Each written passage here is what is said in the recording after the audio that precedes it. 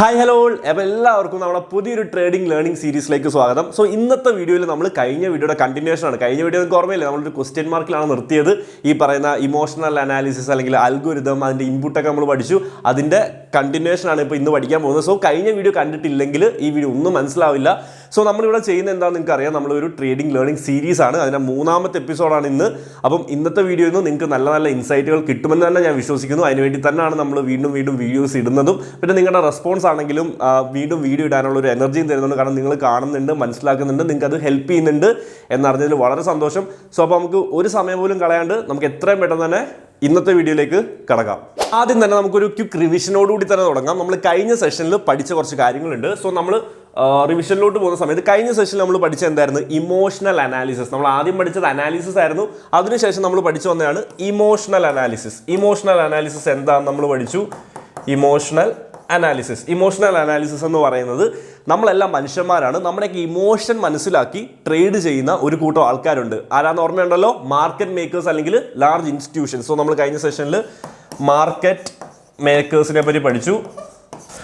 So ആരാണ് market makers, ആരാണ് institutions, അവരെന്താണ് ചെയ്യുന്നത് എന്നുള്ള കാര്യങ്ങളൊക്കെ നമ്മൾ വളരെ ക്ലാരിറ്റിയോടുകൂടി തന്നെ കഴിഞ്ഞ സെഷനിൽ പഠിച്ചിട്ടുണ്ടായിരുന്നു. സോ ഈ മാർക്കറ്റ് മേക്കേഴ്സും അല്ലെങ്കിൽ ഈ പറയുന്ന റീറ്റെയിൽ ട്രേഡേഴ്സും ഇവർ തമ്മിലുള്ളൊരു യുദ്ധം നമ്മൾ പഠിച്ചല്ലേ. മാർക്കറ്റിൽ 2 ടൈപ്പ് ഓഫ് പ്ലെയേഴ്സ് ആണുള്ളത്. ഒന്ന് നിങ്ങളെയും പോലത്തെ റീറ്റെയിൽ ട്രേഡേഴ്സും, 2 ഇൻസ്റ്റിറ്റ്യൂഷണൽ ട്രേഡേഴ്സും. സോ ഇൻസ്റ്റിറ്റ്യൂഷണൽ ട്രേഡേഴ്സ് എന്താ ചെയ്യുന്നത്? റീറ്റെയിൽ ട്രേഡേഴ്സിനെ മാനിപ്പുലേറ്റ് ചെയ്തുകൊണ്ടാണ് അവർ ട്രേഡിംഗ് ചെയ്യുന്നത്. സോ അവർ മാനിപ്പുലേറ്റ് ചെയ്യുന്നത് എങ്ങനെയാണ്? ഇപ്പോൾ ഈ പറയുന്ന പോലെ അൽഗോരിതം വെച്ചിട്ടാണ്. ഈ പറയുന്ന അൽഗോ ബേസ്ഡ് ആയിട്ടാണ് ഈ പറയുന്ന മാർക്കറ്റ് മേക്കേഴ്സ് ഫംഗ്ഷൻ ചെയ്യുന്നത്. സോ അൽഗോരിതം, ഈ പറയുന്ന ഇൻസ്റ്റിറ്റ്യൂഷണൽ അൽഗോരിതം 2 കാര്യങ്ങളുടെ ബേസിലാണ് നമ്മൾ വർക്ക് ചെയ്യുന്നതെന്ന് നമ്മൾ പഠിച്ചു. അൽഗോരിതം എന്താണെന്ന് പഠിച്ചു, ആ അൽഗോരിതം എന്താ ചെയ്യുന്നതെന്ന് പഠിച്ചു. ആൻഡ് ഈ അൽഗോരിതം പ്രോഗ്രാം ചെയ്തിരിക്കുന്ന 2 കാര്യങ്ങളുടെ ബേസിലാണ് മാർക്കറ്റിൽ അല്ലെങ്കിൽ ചാർട്ടിനകത്ത് ഫംഗ്ഷൻ ചെയ്യുന്നത്. 2 കാര്യങ്ങൾ എന്തൊക്കെയായിരുന്നു ഗൈസ്?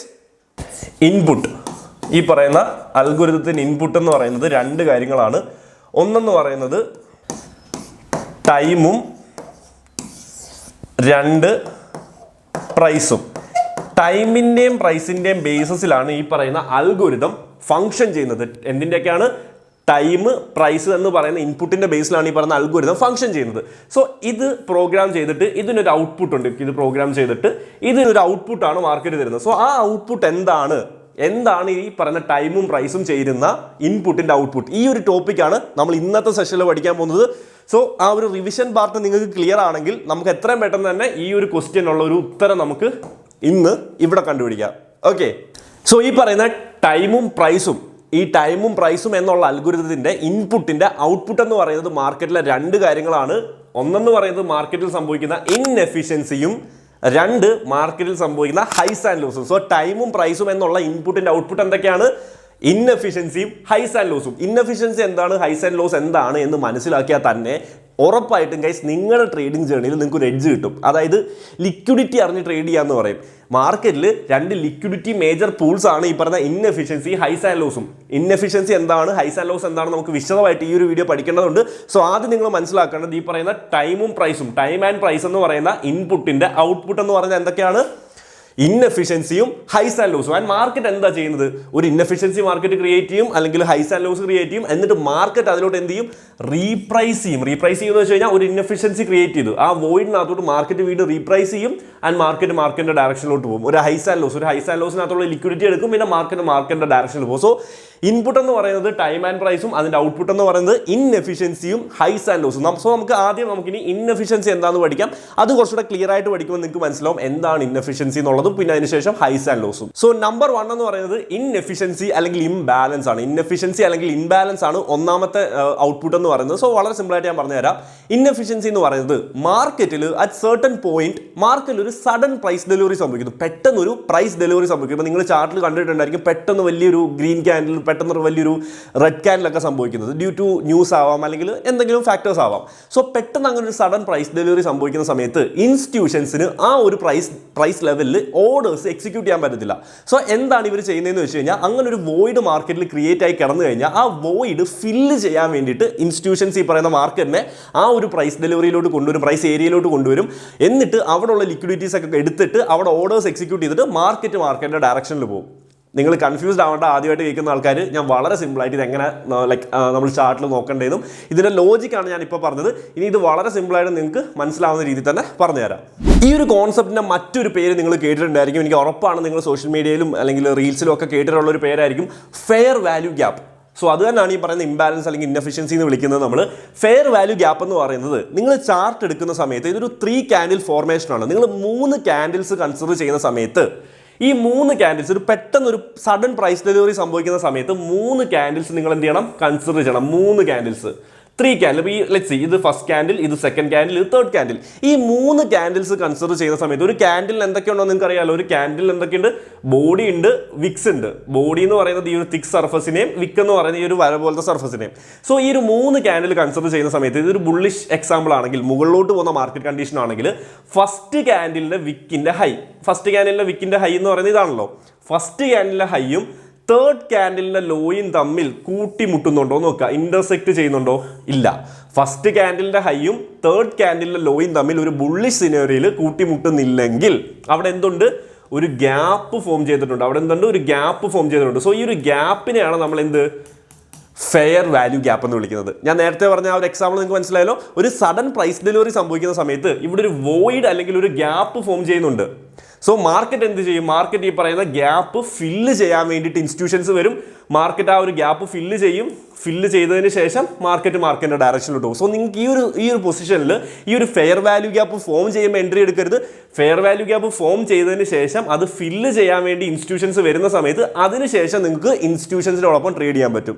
ഈ ഒരു വോയിഡിനകത്ത് ലിക്വിഡിറ്റീസ് ഉണ്ടായിരിക്കാം, അല്ലെങ്കിൽ മാർക്കറ്റ് റീപ്രൈസ് ചെയ്യും. റീപ്രൈസ് ചെയ്തതിന് ശേഷം നിങ്ങൾക്ക് മാർക്കറ്റ് ഡയറക്ഷൻ അനുസരിച്ച് നിങ്ങൾക്ക് ട്രേഡ് എടുക്കാൻ പറ്റും. സോ ഒന്നാമത്തേന്ന് പറയുന്നത് ഇൻഎഫിഷ്യൻസി അല്ലെങ്കിൽ ഇംബാലൻസ്, അല്ലെങ്കിൽ നമ്മൾ ഫെയർ വാല്യൂ ഗ്യാപ്പ് എന്ന് വിളിക്കും. സോ ഫെയർ വാല്യൂ ഗ്യാപ്പ് എന്താണെന്ന് നിങ്ങൾക്ക് ക്ലിയർ ആയെന്ന് ഞാൻ വിശ്വസിക്കുന്നു. എന്താണ് ഇൻഎഫിഷ്യൻസി അല്ലെങ്കിൽ ഇത് എങ്ങനെയാണ് മാർക്കറ്റിൽ നോക്കേണ്ടത് നിങ്ങൾക്ക് ക്ലിയർ ആയെങ്കിൽ ഇനി ഫെയർ വാല്യൂ ഗ്യാപ്പിനെ പറ്റിയിട്ട് 2 കാര്യങ്ങൾ നിങ്ങൾ മനസ്സിലാക്കണം. നമ്മൾ നേരത്തെ ഞാൻ കാണിച്ചൊരു എക്സാമ്പിൾ എന്ന് പറയുന്നത് ഒരു ബുള്ളിഷ് എക്സാമ്പിൾ ആണ്. So 2 types of fair value gap ആണ് മാർക്കറ്റിൽ ഫോം ആവുന്നത്. 2 ടൈപ്സ്. ഒന്നാമത്തെ ഫെയർ വാല്യൂ ഗ്യാപ്പ് അല്ലെങ്കിൽ ബുള്ളിഷ് സിനേറിയോയെ നമുക്ക് എന്ത് വിളിക്കാൻ പറ്റും? ബിസി എന്ന് വിളിക്കാൻ പറ്റും. ബിസി അതായത് buy side imbalance and sell side ഇൻഎഫിഷ്യൻസിനെയാണ് നമ്മൾ ബിസി എന്ന് വിളിക്കുന്നത്, അല്ലെങ്കിൽ നിങ്ങൾക്ക് ബുള്ളിഷ് ഫെയർ വാല്യൂ ഗ്യാപ്പ് എന്ന് വിളിക്കാം. Buy side imbalance and sell side ഇൻഎഫിഷ്യൻസിയാണ് ബിസി. സോ ബിസി എന്ന് പറയുമ്പം 3 ക്യാൻഡിൽ ഫോർമേഷൻ ആണ്. മുകളിലോട്ടായിരിക്കും. മുകളിലോട്ടുള്ള 3 ക്യാൻഡിൽ ഫോർമേഷനിൽ ഫസ്റ്റ് ക്യാൻഡിലിന്റെ ഹൈയും തേർഡ് ക്യാൻഡിലിന്റെ ലോയും തമ്മിൽ കൂട്ടിമുട്ടാത്തതിനെയാണ് നമ്മൾ എന്ത് വിളിക്കുന്നത്? ബിസി എന്ന് വിളിക്കുന്നത്. ക്ലിയർ? ഇതാണ് ബുള്ളി സിനേറിയോ. രണ്ടാമത്തെ ടൈപ്പ് ഓഫ് ഈ പറയുന്ന ഫെയർ വാല്യൂ ഗ്യാപ്പ് ആണ് വരുന്നത് സിബി, അല്ലെങ്കിൽ SCBI, അല്ലെങ്കിൽ നമുക്ക് ഇതിനെ സെൽ സൈഡ് ഇംബാലൻസ് അല്ലെങ്കിൽ ബൈ സൈഡ് ഇൻഎഫിഷ്യൻസി എന്ന് വിളിക്കാം. നിങ്ങൾക്ക് സിമ്പിൾ ആയിട്ട് വേണമെങ്കിൽ ബെയറിഷ് എഫിജി എന്ന് വിളിക്കാം. സിബി എന്ന് പറയുമ്പം താഴോട്ടായിരിക്കും മാർക്കറ്റ് വരുന്നത്. റെഡ് ക്യാൻഡിൽസ് ആയിരിക്കും. So 3 red candles. ബൈ സൈഡിൽ നമ്മൾ എങ്ങനെയായിരുന്നു? ഫസ്റ്റ് ക്യാൻഡിലിന്റെ ഹൈയും തേർഡ് ക്യാൻഡിലിന്റെ ലോയും ആയിരുന്നു. പക്ഷെ ഇവിടെ നമ്മൾ കൺസിഡർ ചെയ്യേണ്ടത് ഇതാണ് ഫസ്റ്റ് ക്യാൻഡിൽ, കാരണം താഴോട്ടാണ് വരുന്നത്. സോ മുകളിൽ നിന്ന് താഴോട്ടാണ് 3 ക്യാൻഡിൽ എടുക്കേണ്ടത്. ഫസ്റ്റ് ക്യാൻഡിലിന്റെ വിക്കിന്റെ ലോ, തേർഡ് ക്യാൻഡിലിന്റെ വിക്കിന്റെ ഹൈ. സോ ഇത് 3ഉം തമ്മിൽ ഒരു ഗ്യാപ്പ് ഫോം ചെയ്യുന്നുണ്ടെങ്കിൽ ഇതാണ് ഒരു സിബി എന്ന് വിളിക്കുന്നത്. നിങ്ങൾക്ക് ക്ലിയർ ആയോ? ഒന്നെന്ന് പറയുന്നത് ബുള്ളിഷ് എക്സാമ്പിൾ. ബുള്ളിഷ് എന്ന് പറയുമ്പോൾ താഴേന്ന് മുകളിലോട്ടാണ്. സോ ഫസ്റ്റ് ക്യാൻഡിലിന്റെ ഹൈയും തേർഡ് ക്യാൻഡിലിന്റെ ലോയും അത് തമ്മിൽ ഒരു ഗ്യാപ്പ് ഉണ്ടെങ്കിൽ അത് bullish fair value gap. Bearish എന്ന് പറയുമ്പോൾ മുകളിൽ നിന്ന് താഴോട്ടാണ്. മുകളിൽ നിന്ന് താഴോട്ടെന്ന് പറയുമ്പം ഫസ്റ്റ് ക്യാൻഡിലിന്റെ ലോ, തേർഡ് ക്യാൻഡിലിന്റെ ഹൈ, ഇത് തമ്മിൽ ഒരു ഗ്യാപ്പ് ഫോം ചെയ്യുന്നുണ്ടെങ്കിൽ അതിനെ നമുക്ക് ബിസി അല്ലെങ്കിൽ bearish fair value gap, SIBI അല്ലെങ്കിൽ ബെയറിഷ് ഫെയർ വാല്യൂ ഗ്യാപ്പ് എന്ന് വിളിക്കാം. സോ മാർക്കറ്റ് എന്താ പറയുന്നത്? ഇങ്ങനൊരു സിബി ഫോം ചെയ്തതിന് ശേഷം മാർക്കറ്റ് ചിലപ്പോൾ അപ്പം തന്നെ ഒന്ന് റീപ്രൈസ് ചെയ്യാം, അല്ലെങ്കിൽ കുറച്ച് കഴിഞ്ഞിട്ടായിരിക്കും മാർക്കറ്റ് എന്ത് ചെയ്യും? ഈ ഒരു ലിക്വിഡിറ്റി എടുക്കാൻ വേണ്ടി റീപ്രൈസ് ചെയ്യും. ഈ ഒരു ഫെയർ വാല്യൂ ഗ്യാപ്പിനെ ഒന്നെങ്കിൽ പകുതിയോളം അല്ലെങ്കിൽ മൊത്തത്തിൽ അല്ലെങ്കിൽ ജസ്റ്റ് ഒന്ന് ടാപ്പ് ചെയ്തിട്ട് മാർക്കറ്റ് എന്ത് ചെയ്യും? താഴോട്ട് പോകും. So as a smart money trader അല്ലെങ്കിൽ ഈ പറയുന്ന ഇൻസ്റ്റിറ്റ്യൂഷണൽ ട്രേഡർ എന്ന നിലയിൽ നിങ്ങൾ എന്ത് ചെയ്യും? ഇവിടെ ഈ ഒരു ഫെയർ വാല്യൂ ഗ്യാപ്പ് ഫോം ചെയ്തെന്നും പറഞ്ഞ് ട്രേഡ് എടുക്കരുത്. മാർക്കറ്റ് അതിലോട്ട് റീപ്രൈസ് ചെയ്യുന്ന പോയിന്റിൽ റീപ്രൈസ് ചെയ്ത് താഴോട്ട് ബ്രേക്ക് നൽകുവാണെങ്കിൽ ഈ ഒരു പോയിന്റിൽ നിങ്ങൾക്ക് എന്ത് ചെയ്യാൻ പറ്റും? എൻട്രി എടുക്കാൻ പറ്റും. ഈ ഒരു ഫെയർ വാല്യൂ ഗ്യാപ്പിന്റെ മുകളിൽ നിങ്ങൾക്ക് സ്റ്റോപ്പ് ലോസ് വെക്കാൻ പറ്റും. സോ നിങ്ങൾക്ക് ഞാനിപ്പോൾ യൂറോ USDയുടെ ഒരു എക്സാമ്പിളാണ് കാണിച്ചു തരുന്നത്. 1 ഡേ ടൈം ഫ്രെയിം ആണ്. സോ അവിടെ നിങ്ങൾക്ക് ഒരു ഗ്യാപ്പ് കാണാൻ പറ്റും. സോ അവിടെ നമ്മൾ ആ ഒരു ഫെയർ വാല്യൂ ഗ്യാപ്പ്, ഒരു bullish fair value gap identify ചെയ്തു. സോ അതിലോട്ട് മാർക്കറ്റ് റീപ്രൈസ് ചെയ്യുന്ന മൊമെന്റിൽ നിങ്ങൾക്ക് ഒരു എൻട്രി എടുക്കാൻ പറ്റും. സ്റ്റോപ്പ് ലോസ് ആണെങ്കിൽ ആ ഒരു ഫെയർ വാല്യൂ ഗ്യാപ്പിന് താഴെയും അവിടെ ഒരു 1:2 സെറ്റപ്പിൽ നമുക്ക് അവിടെ ഒരു എൻട്രി എടുക്കാൻ സാധിക്കുന്നതായിരുന്നു.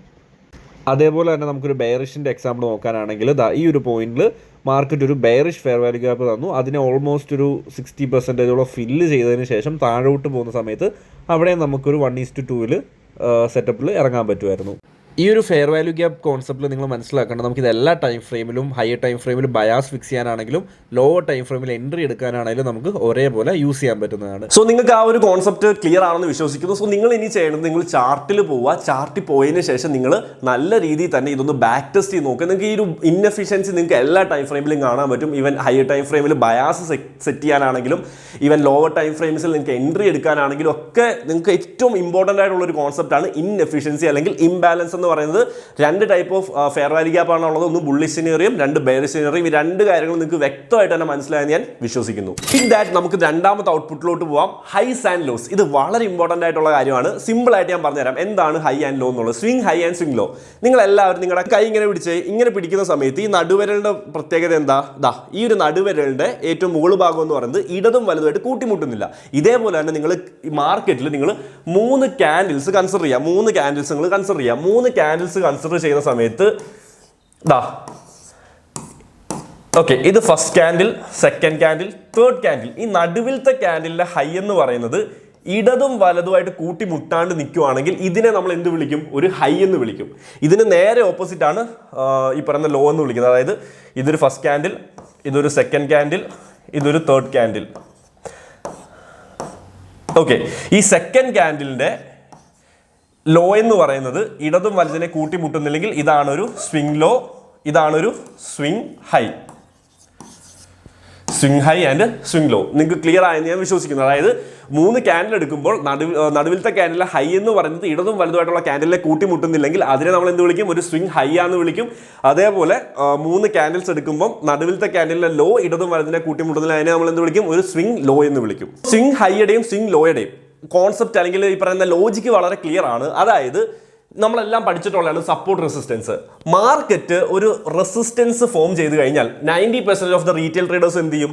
മാർക്കറ്റ് ആ ഒരു റെസിസ്റ്റൻസ് എടുത്ത് താഴോട്ട് വരുന്ന സമയത്ത് എന്ത് ചെയ്യും? ഇവിടെ അവർ സെൽ എൻട്രി കൊടുക്കും. Cell entry. എന്നിട്ട് ഇവരുടെയൊക്കെ സ്റ്റോപ്പ് ലോസ് എന്തുണ്ട്? മുകളിലുണ്ട് സ്റ്റോപ്പ് ലോസ്.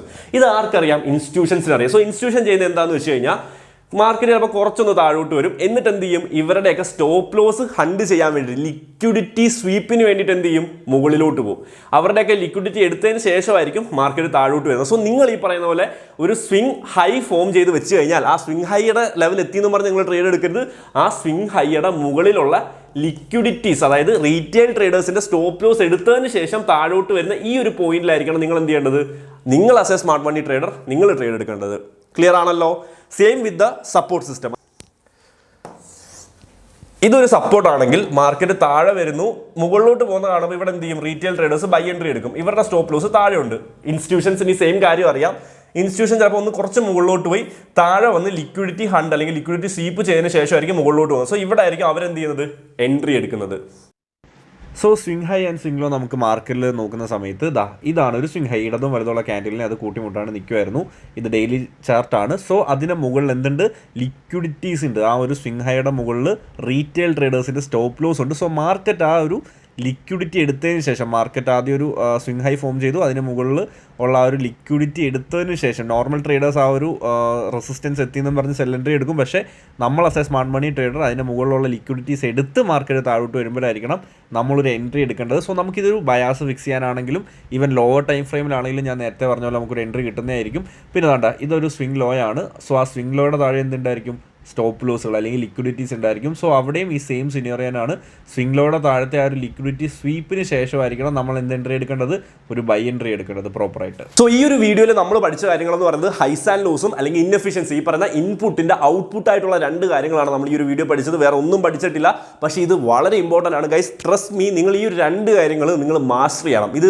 നിങ്ങൾക്കൊരു ഐഡിയ കിട്ടിക്കണം. ആൻഡ് ഈ ഒരു സാധനം നിങ്ങൾ എന്ത് ചെയ്യണം? നിങ്ങളുടെ ഭാഗത്തുനിന്ന് എഫേർട്ട് വന്ന് നിങ്ങൾ മാർക്കറ്റിൽ പോയി ചാർട്ടിൽ പോയിട്ട് നിങ്ങൾ നല്ല രീതിയിൽ നിങ്ങൾ ബാക്ക് ടെസ്റ്റ് ചെയ്യുക, ഫോർവേഡ് ടെസ്റ്റ്, ഒരു ഡെമോ അക്കൗണ്ടിൽ ഫോർവേഡ് ടെസ്റ്റ് ചെയ്യുക. നിങ്ങൾക്ക് ഇത് എത്രത്തോളം വർക്ക് ആവുന്നുണ്ടോ നിങ്ങൾ നോക്കുക. ഈ പറയുന്ന 2 കാര്യങ്ങളാണ് മാർക്കറ്റിൽ സംഭവിക്കുന്നത്. ഒരു ഹൈസ് ആൻഡ് ലോസ് ഫോം ചെയ്യും, ഇൻഎഫിഷ്യൻസി ക്രിയേറ്റീവ്, ഈ രണ്ട് ലിക്വിഡിറ്റീസ് എടുക്കാനായിരിക്കും മാർക്കറ്റ് മൂവ് ചെയ്യുന്നത്. മാർക്കറ്റ് എന്ന് പറയുന്നത് ലിക്വിഡിറ്റി ഹണ്ട് ചെയ്യാൻ വേണ്ടിയിട്ടാണ് പോകുന്നത്. അതായത് ലിക്വിഡിറ്റി എന്ന് പറയുന്നത് മാർക്കറ്റിൻ്റെ ഒരു ശ്വാസമാണ്, അല്ലെങ്കിൽ ഫ്യൂവലാണ് മാർക്കറ്റിനെ മൂവ് ചെയ്യാൻ വേണ്ടിയിട്ടുള്ളത്. സോ ഒന്നെങ്കിൽ ഹൈസ് ആൻഡ് ലോസ് എന്ന ലിക്വിഡിറ്റി, അല്ലെങ്കിൽ ഈ പറയുന്ന ഇൻഎഫിഷ്യൻസി പോലത്തെ ലിക്വിഡിറ്റീസ് എടുക്കാനായിരിക്കും മാർക്കറ്റ് പോകുന്നത്. അത് മനസ്സിലാക്കിയാൽ തന്നെ നിങ്ങൾക്ക് മാർക്കറ്റിൻ്റെ ഡയറക്ഷൻ, മാർക്കറ്റ് എങ്ങോട്ടാണ് പോകുന്നത് തുടങ്ങിയ കാര്യങ്ങളിലൊക്കെ നിങ്ങൾക്ക് വളരെ വ്യക്തമായിട്ടുള്ള ഒരു ക്ലാരിറ്റി കിട്ടും.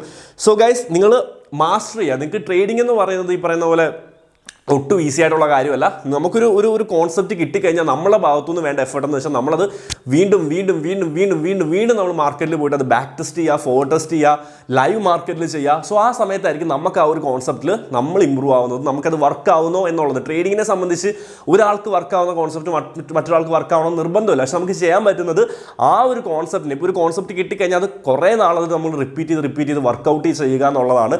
സോ എനിക്ക് ഉറപ്പാണ് ഇൻഎഫിഷ്യൻസിയും ഹൈസ് ആൻഡ് ലോസും, ഈ രണ്ട് കാര്യങ്ങൾ നിങ്ങൾക്ക് ക്ലിയർ ആണെങ്കിൽ ഒരു പരിധി വരെ നിങ്ങൾക്ക് മാർക്കറ്റിൽ ഒരു എഡ്ജ് തരാൻ സാധിക്കും. സോ ഇനി നമുക്ക് പഠിക്കാനുള്ളത് ഈ പറയുന്ന ഇൻഎഫിഷ്യൻസി എന്താണെന്ന് പഠിച്ചു, ഹൈസ് ആൻഡ് ലോസ് എന്താണെന്ന് പഠിച്ചു. ഇനിയും നമുക്ക് ഇൻഡെപ്ത് ആയിട്ട് ഈ പറയുന്ന ഇൻസ്റ്റിറ്റ്യൂഷണൽ ഈ പറയുന്ന കോൺസെപ്റ്റുകളുണ്ട്, മെത്തേഡുകളുണ്ട്. സോ അതിനെപ്പറ്റിയൊക്കെ നമുക്ക് പഠിക്കാനുണ്ട്. സോ നിങ്ങളുടെ റെസ്പോൺസ് എങ്ങനെയാണെന്ന് അനുസരിച്ച് നമുക്ക് വരുന്ന സീരീസിൽ ആ ഒരു ടോപ്പിക്കൊക്കെ ഡിസ്കസ് ചെയ്യേണ്ടതായിട്ടുണ്ട്. സോ എന്തായാലും ഈ ഒരു കോൺസെപ്റ്റ് നിങ്ങൾക്ക് ഓക്കെ ആണെങ്കിൽ let me know in the comment box. So with that ഈ ഒരു വീഡിയോ വൈൻഡ് അപ്പ് ചെയ്യാണ്. See U.